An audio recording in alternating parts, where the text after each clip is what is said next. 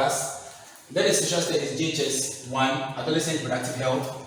Causes of irresponsible adolescent behavior. Causes, what brings about people becoming irresponsible at this level or at this stage of their lives. Now, the first one is pressure from their peers.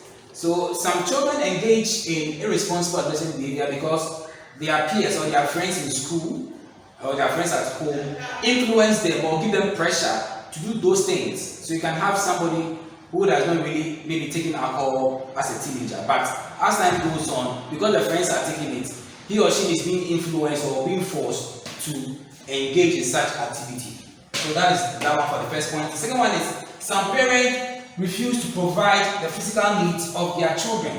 Some parents refuse to provide the physical needs of their children. Now, some parents don't provide the needs of the children. So what happens is that the children have to seek help elsewhere. And we all know that there's nothing free under the sun. So we may realize that the child might end up being promiscuous to get her physical needs. Or if it's a son, the son might end up stealing to get those physical needs. So that's what happens when parents don't provide the physical needs of their children. The next one is some parents fail to show affection to their children. Some parents fail to show affection to their children.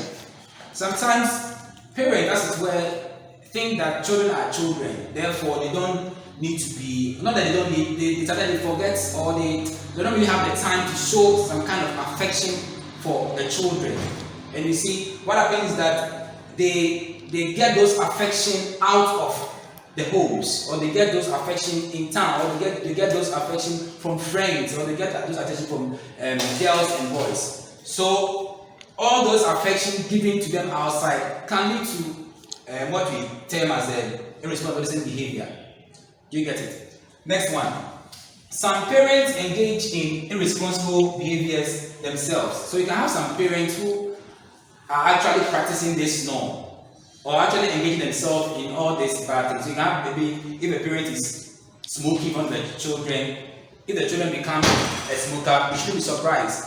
If the mother, let's say the mother or father takes in alcohol in front of the children can become. So anytime parents engage in these activities themselves, the probability of children also emulating those activities is very, very high. Next one, the fifth one is curiosity or adventurous nature of some children. We said that when we were studying about the emotional and psychological changes that occurs in adolescent children, we said that they are very adventurous or curious at this level. So we all know the saying that curiosity kills the cat. So what happens is that the curiousness of these children make them to take certain actions or makes them to try certain things that they're not supposed to try. So you can have a child, maybe a girl child, wanting to know how is it like to have sex? What does it feel like? Somebody says, okay, what does it feel like when I try smoking cocaine? Or when I try taking in weed or any of those drugs? Just to know what happens. And they may end up getting addicted to it. Next one is some children enjoy it when they are branded as bad boys or bad girls. Some children, unfortunately, also fancy it when you call them bad boys. Because maybe they watch certain movies where those who are maybe bad gangsters in the movies, they are being hailed. So they feel like it's fun when they are being branded as bad boys or branded as bad girls. And this actually gives them the morale or encourages them to engage in all these irresponsible adolescent behaviors. The last one is some children copy bad behaviors from the media.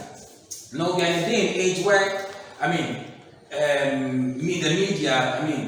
the social media and other places, we take things from them.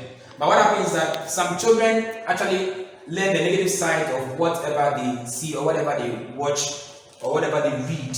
And they tend to practice them, and this end them in a case where they become irresponsible adolescent behaviors. So these are just a few of some of the causes of irresponsible adolescent behaviors. Let me just do a recap. So pressure from their peers. 2, some parents refuse to provide the physical needs of their children. 3, some parents fail to show affection to their children. 4, some parents engage in irresponsible behaviors themselves. 5, curiosity or the adventurous nature of some children. 6. Some children enjoy it when they are branded as bad boys or bad girls. And the last one is some children copy bad behaviors from the media.